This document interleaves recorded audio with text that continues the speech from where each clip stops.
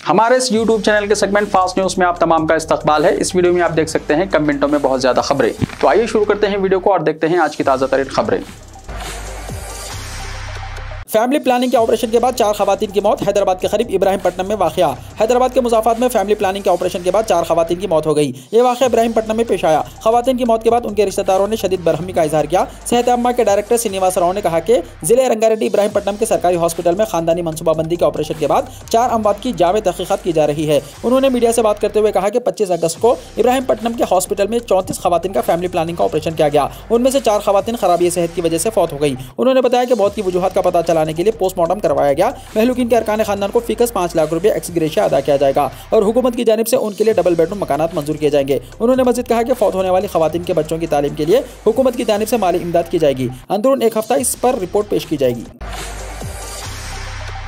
Chief minister का 5 सितंबर को दौरा है निजामाबाद। टीआरएस ऑफिस कलेक्टेरेट का इफ्तिताह करेंगे। प्रशांत रेड्डी ने इंतजामात का जायजा लिया। वजीर इमारत व शवारे प्रशांत रेड्डी ने कहा कि 5 सितंबर को चीफ मिनिस्टर निजामाबाद का दौरा करेंगे, जहां वो 11 बजे दिन टीआरएस की नई ऑफिस की इमारत का इफ्तिताह करेंगे, जबकि 11:30 बजे दिन नौ तामीर शुदा इंटीग्रेटेड कलेक्टेरेट कॉम्प्लेक्स का इफ्तिताह किया जाएगा। वो गिरिराज कॉलेज मैदान में जलसे आम से खिताब भी करेंगे।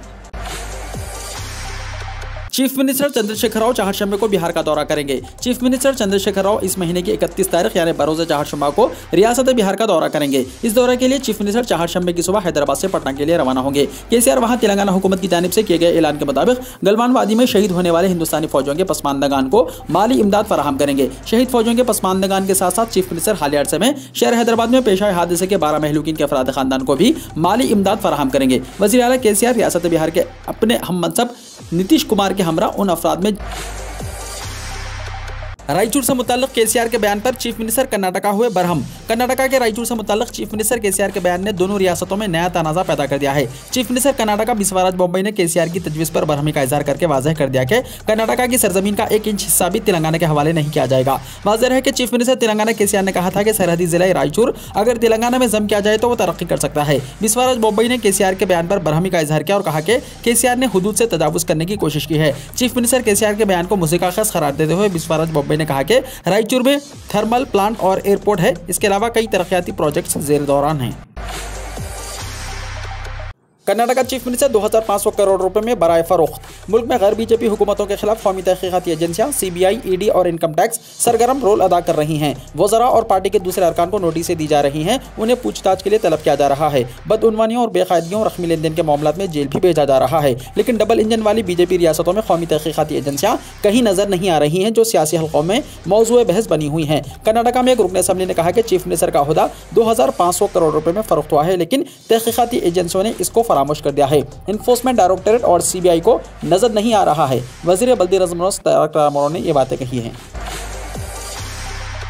मोदी हुकूमत हर महज पर नाकाम, मरकज में आइंदा किसानों की हुकूमत होगी। चीफ मिनिस्टर के चंद्रशेखर राव ने ऐलान किया है कि मरकज में आइंदा हुकूमत किसानों की होगी और मुल्क भर के किसानों ने बीजेपी हुकूमत को उखाड़ फेंकने का फैसला कर लिया है। केसीआर ने कौमी सियासत में अहम रोल अदा करने का फिर एक मरतबा इशारा दिया और कहा कि 26 रियासतों से ताल्लुक रखने वाले किसानों के नुमाइंदों ने उनसे ख्वाहिश की है कि कौमी सियासत में हिस्सा लें। चीफ मिनिस्टर ने पहली मरतबा बीजेपी मुक्त भारत का नारा दिया है ताकि तकसीम करने वाली ताकतों से मुल्क का तहफ़्फ़ुज़ किया जा सके। पेद्दापल्ली में कलेक्टेरेट की नई इमारत के इफ्तिताह के बाद खिताब करते हुए चीफ मिनिस्टर ने बीजेपी को सख्त तनकीद का निशाना बनाया। उन्होंने कहा कि मुल्क भर में गुजरात मॉडल पर अमल करने का वायदा करते हुए बीजेपी ने अवाम के साथ धोखा और फरेब किया है।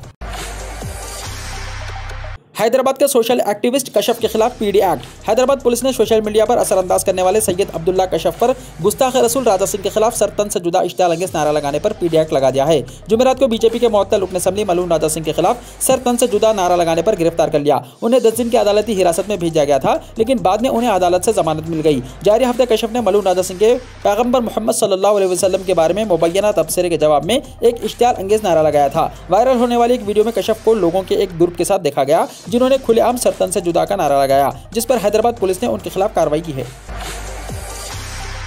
वजीर तारक रामाराव कोरोना वायरस से मुतासिर। टीआरएस के कारगुजार सदर और वजीर बल्दी नज़्म-ओ-नस्क तारक रामाराव कोरोना वायरस से मुतासिर हो गए हैं। उन्होंने खुद एक ट्वीट करके इस बात की इत्तला दी है, जिसमें उन्होंने कहा कि वो समझते रहे हैं कि हमने कोरोना वायरस को काफ़ी पीछे छोड़ दिया है, ताहम ये ख्याल आज गलत साबित हुआ। उन्होंने बताया कि उन्हें कुछ अलामत महसूस हुई, जिसके बाद उन्होंने कोरोना का टेस्ट कराया और उसका नतीजा मुस्बित आया। केटीआर ने कहा कि उन्होंने फौरी तौर पर खुद को अलग थलग कर लिया है। उन्होंने गुज़िश्ता दिनों उनसे मुलाकात करने वालों को भी अपना टेस्ट करवाने का मशवरा दिया।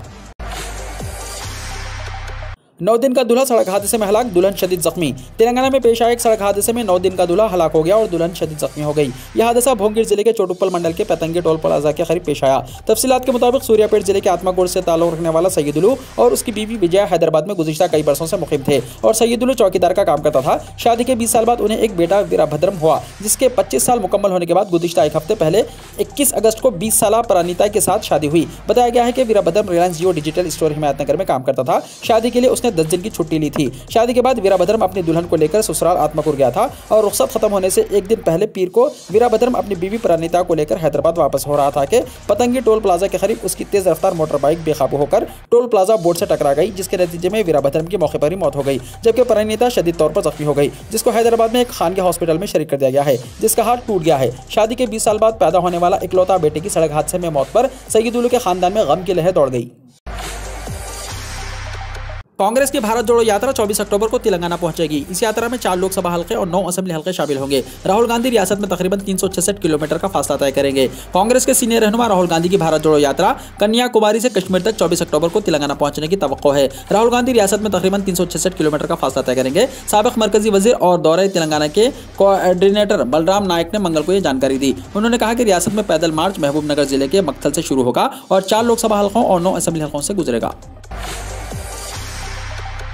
MS एजुकेशन एकेडमी की जानिब से कॉमन लॉ एडमिशन टेस्ट यानी क्लैट की कोचिंग का अहतमाम 75 तलबा को मुफ्त आला मियारी कोचिंग दी जाएगी। हिंदुस्तान भर में कायम 22 नेशनल लॉ यूनिवर्सिटीज़ में दाखिले के लिए हर साल कॉमन लॉ एंट्रेंस टेस्ट यानी क्लैट का इनेकाद किया जाता है। MS एजुकेशन एकेडमी के senior director doctor Mauzam Hussain ने कहा है कि MS ने इस साल 75 तलबा को क्लैट की मुफ्त कोचिंग फराहम करने का फैसला किया है। ये कोचिंग ऑनलाइन और रोजाना शाम 5 बजे से 7:30 बजे तक दी जाएगी। इस मकसद के लिए काबिल असातिज़ा की खिदमत हासिल की जा रही हैं। पहले आएँ पहले पाएँ की असास पर सबसे पहले रजिस्ट्रेशन करवाने वाले 75 तलबा को कोचिंग मुफ्त दी जाएगी। मज़ीद तफसीलात के लिए फ़ोन नंबर 9966102428 पर कॉन्टैक्ट करें।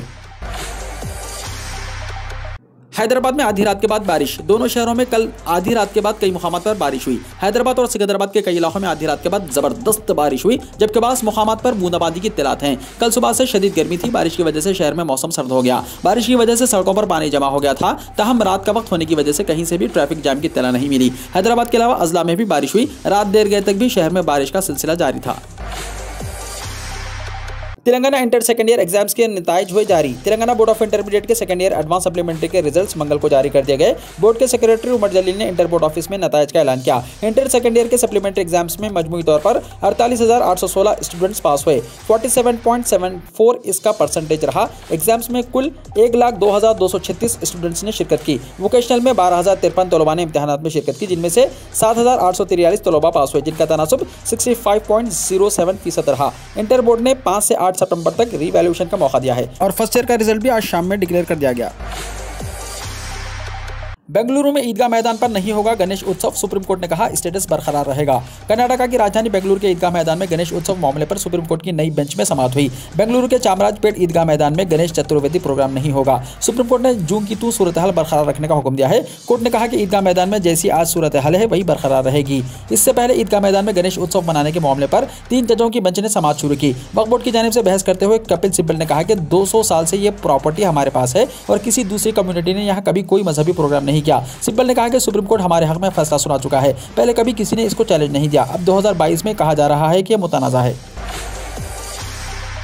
बाबरी मस्जिद शहादत से मुताल्लिक तमाम मुकदमात को सुप्रीम कोर्ट ने बंद कर दिया। सुप्रीम कोर्ट ने 6 दिसंबर 1992 को उत्तर प्रदेश के अयोध्या में बाबरी मस्जिद ढांचे के इंहदाम से मुताल्लिक तमाम मुकदमात को बंद कर दिया। इसके अलावा सुप्रीम कोर्ट ने इस सिलसिले में दायर तौहीन अदालत की दरख्वास्त को भी बंद कर दिया है। समाअत के दौरान अदालत ने कहा कि दरख्वास्त गुजार असलम भूरे अब इस दुनिया में नहीं रहे। इसके अलावा साल 2019 में फैसले की वजह से अब इस मामले को बरकरार रखने की जरूरत नहीं रही। अयोध्या में मुतनाज़ा बाबरी मस्जिद को 6 दिसंबर 1992 को मुनहदम कर दिया गया था। अयोध्या में 16वीं सदी में बनाई गई मस्जिद को कार सेवकों ने शहीद कर दिया था। फैजाबाद में इस मामले में 2 FIR दर्ज की गई। बीजेपी लीडर अलके अडवाणी, उमा भारती समेत लाखों कार सेवकों के खिलाफ मुकदमा दर्ज था। मस्जिद के इंहदाम की वजह से पूरे मुल्क में कशीदगी फैल गई थी। जराये के मुताबिक तब मुल्क भर में फसादात में 2000 से ज्यादा लोग मारे गए थे। मुगलों ने ही भारत को हिंदुस्तान का नाम दिया है। कांग्रेस के रुकने पार्लियामेंट अब्दुल खालिक ने मुगलों से मुताल्लिक बयान देकर सुर्खियों में आ गए हैं। रुकने पार्लियामेंट अब्दुल खालिक ने कहा कि मुगलों ने भारत को रोड मैप दिया, मुगलों ने ही भारत को बनाया और मुल्क को पहली बार हिंदुस्तान का खिताब दिया। उन्होंने ये भी कहा कि मुगलों के बगैर मुल्क की आज़ादी की जिद्दोजहद नाक़िस है। ताहम इस बयान पर तनाज़े के बाद उन्होंने वजाहत भी दी है। अब्दुल खालिक ने कहा है कि मैंने ट्वीट नहीं किया, मैंने सिर्फ एक ट्वीट पर कमेंट किया था। अब जबकि ये वायरल हो गया है, मैं क्या कर सकता हूँ। हाँ, मैं अब भी कहता हूँ कि ये मुगल हुक्मरान थे जिन्होंने भारत को पहली बार हिंदुस्तान कहा था। इससे पहले इस मुल्क को किसी ने हिंदुस्तान नहीं कहा था। पहले छोटी छोटी रियासतें थी। मुगलिया दौरे हुकूमत में भारत ने एक मुकम्मल मुल्क की सूरत अख्तियार किया जिसमें मशरक़, मगरिब, शुमाल, जुनूब सब हैं। उत्तर प्रदेश में बुलडोजर पहुंचा तब जाकर घर में दाखिल हो पाई बिजनौर की बहू। उत्तर प्रदेश के बिजनौर में एक दिलचस्प मामला सामने आया है, जहां एक बहू को घर में दाखिल नहीं होने दिया जा रहा था। फिर इंतजामिया ने बुलडोजर मंगवाया और तब जाकर बहू घर में दाखिल हो पाई। दरअसल नौतन की शादी कई साल पहले हुई थी और किसी घरेलू तनाज़े की वजह से वो अपने मायके में रह रही थी। फिर मामला अदालत में पहुंचा और इलाहाबाद हाईकोर्ट ने खातून को ससुराल में रहने देने का हुक्म जारी किया। अदालती हुक्म के बावजूद ससुराल वाले नौतन को घर में रखने के लिए तैयार नहीं थे। उन्हें समझाने के लिए पुलिस और इंतजामिया के अफसरान पहुंचे, फिर भी घर वाले नहीं माने। मजबूरन अफसरान ने बुलडोजर मंगवाया ताकि दरवाजा तोड़कर नौतन को अंदर ले जाया जा सके। जब बुलडोजर पहुंचा तो घर वालों की वज़ाहमत खत्म हुई और नौतन अंदर दाखिल हुई। गौतम अडानी दुनिया के तीसरे अमीर तरीन शख्स बन गए। अडानी ग्रुप के चेयरमैन गौतम अडानी दुनिया के तीसरे अमीर तरीन शख्स बन गए हैं। इसके साथ ही अडानी इस संग मिल तक पहुंचने वाले पहले हिंदुस्तानी और एशियाई शख्स बन गए हैं। एलन मस्क $251 बिलियन के नेटवर्थ के साथ दुनिया के अमीर तरीन अफराद की फहरिस्त में पहले नंबर पर हैं और जेफ बेजोस $152.3 बिलियन के साथ दूसरे नंबर पर हैं, जबकि अडानी $137.4 बिलियन की नेटवर्थ के साथ तीसरे नंबर पर हैं। ब्लूमबर्ग बिलियनियर्स इंडेक्स की तरफ से जारी करदा ताज़ा रिपोर्ट में ये बात कही गई है। पीएम मोदी का एक ही काम, गरीबों से लूटकर मित्रों को अमीर बनाना। कांग्रेस के साबिक सदर राहुल गांधी ने एनसीआरबीआई की रिपोर्ट मंजराम पर आने के बाद पीएम मोदी को तनकीद का निशाना बनाया। उन्होंने एक ट्वीट किया जिसमें लिखा है कि हर घंटे दहाड़ी मजदूर खुदकुशी कर रहे हैं। दूसरी तरफ पीएम के खास मित्र की मिल्कियत में हर घंटे 85 करोड़ का इजाफा हो रहा है। पीएम का एक ही काम रह गया है, आम आदमी से लूटकर अपने मित्रों को अमीर बनाना।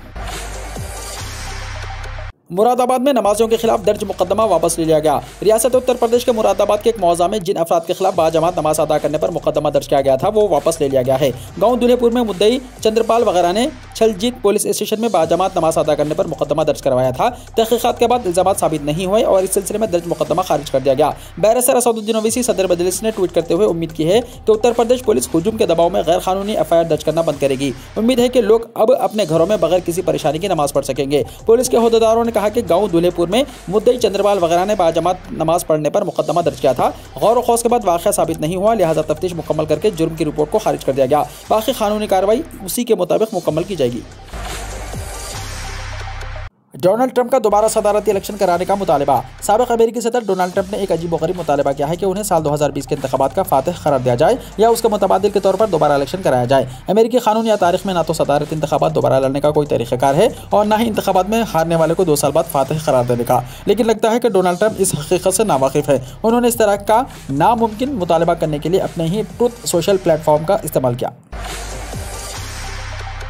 नवाज शरीफ ने पाबंदी के बावजूद 3 साल में पहली टेलीविजन तकरीर की। पाकिस्तान के साबिक वज़ीर आज़म नवाज शरीफ ने तकरीर पर पाबंदी के बावजूद 3 साल में अपनी पहली टेलीविजन तकरीर की। शरीफ को मफरूर करार दिए जाने के बाद उन पर तकरीर करने पर पाबंदी लगा दी गई थी। मंगल को मीडिया रिपोर्ट के मुताबिक शरीफ की तकरीर उनके भाई शहबाज शरीफ के ज़ेर इंतज़ाम हुकूमत के नरम मौक़िफ़ की निशानदही करती है। शरीफ 72 साल इलाज के बहाने मुल्क से बाहर जाने के बाद साल 2019 से बरतानिया में रह रहे हैं। Pakistan electronic media regulatory authority ने शरीफ को मुजरिम और मफरूर करार दिए जाने के तनाजुर में उन पर पाबंदी लगा दी है। 3 बार वज़ीर आज़म रहने वाले नवाज शरीफ ने इतवार को एक मुख्तसर तकरीर की और सैलाब से बुरी तरह मुतासिर होने वाले पाकिस्तान के लिए मदद की जज्बाती अपील की। वीडियो को लाइक शेयर कीजिए और हमारे इस YouTube चैनल को सब्सक्राइब करते हुए इसके बेल आइकॉन को भी प्रेस कर लीजिए ताकि ऐसी ही ताज़ा तरीन खबरों का नोटिफिकेशन सबसे पहले आपको मिलता रहे।